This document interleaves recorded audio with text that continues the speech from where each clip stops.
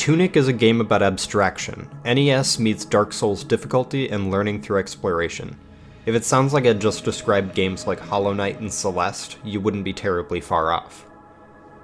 The visual design of the game was the biggest draw for me, featuring a minimalistic, low-poly style with an isometric camera angle that makes it look like an extremely playful and colorful version of a tactics game. Tunic is a capital C, classic-inspired game, even featuring an in-game manual as a set of collectibles, with double-sided pages scattered throughout the world. Along your journey, you'll find dozens, if not hundreds, of treasure chests that contain anything from a handful of gold coins to permanent health upgrades.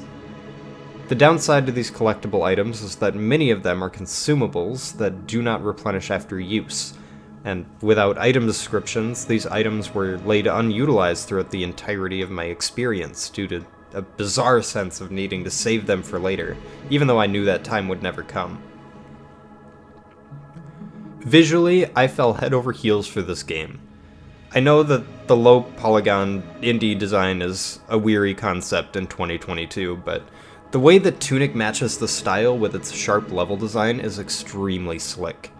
The interface is comfortably hands-off with only a few bars on the bottom left of the screen representing your vitals, 3 bubbles on the top right for your equipped items. The only place where I really had any major visual issues was in an area called the Quarry, where oftentimes my entire screen would be a purple-white hue, and I wouldn't be able to see my character. When I could, things were so blurry and distorted that I couldn't tell where I was or where I should go. The sheer brightness of this area gave me a splitting headache that forced me to put the game down for a few days before I came back and tried it again. The level design is both extremely interesting and, in my opinion, deeply flawed. There have been many comparisons made between Tunic and The Legend of Zelda on the NES, and I think the comparison is quite apt. Both games feature level design that's intrinsically designed around secrets, which require some level of additional knowledge or schoolyard rumors. In Zelda, this style of exploration and discovery was never an issue for me because I had that additional help.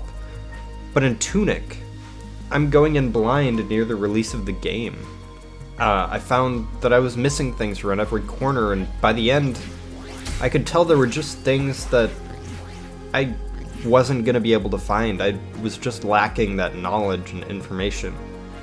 Back in 1986, with Zelda, I think the Schoolyard Secrets methodology was partly due to a limitation of technology and a lack of grasp on how to lead players in the new world of at-home gaming, rather than being in the repetitive nature of the arcade. In modern game design, I see these things very antiquated. It causes the discovery to feel weak and undeserved, when a game like Tunic only teaches you to spend time running against every corner of the map to find pathways and rewards that aren't visible.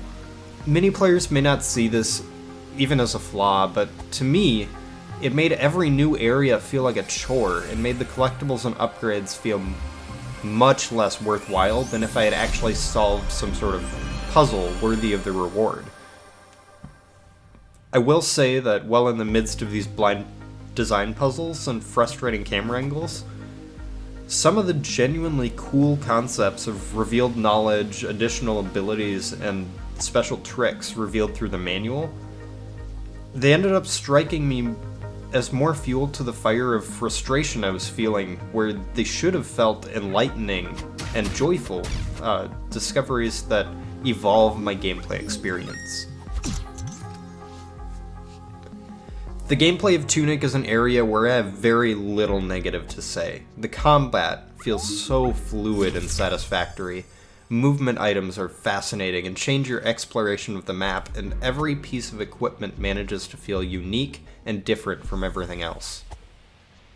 I have concerns about the sheer difficulty spike toward the end of the game, as I had to turn on no-fail mode in order to even get through several of the final portions of the game. There were certainly better ways to implement difficulty, but in general, having accessibility in place to allow anybody to complete the game is a nice touch. I'm just not sure how a normal person was expected to complete those late game trials. I would be remiss not to mention the incredible soundtrack by Lifeformed and Janice Kwan, which served to further enhance the already enchanting visual atmosphere. I often felt sincere feelings of blissful freedom, nervous dread, and exhilarating conflict when I made my way through the game's various locales. Each track echoed the themes beautifully, and even listening to them on their own is a wonderful time. Accompanied by great sound effects, for instance, distorting the audio upon taking damage, the game feels so much more alive thanks to the visual and the audio elements. Tunic is a game that will no doubt be remembered fondly, even for myself. I can't help but have massive respect for what it is, even though I have equally massive caveats for why I'll probably never return to it.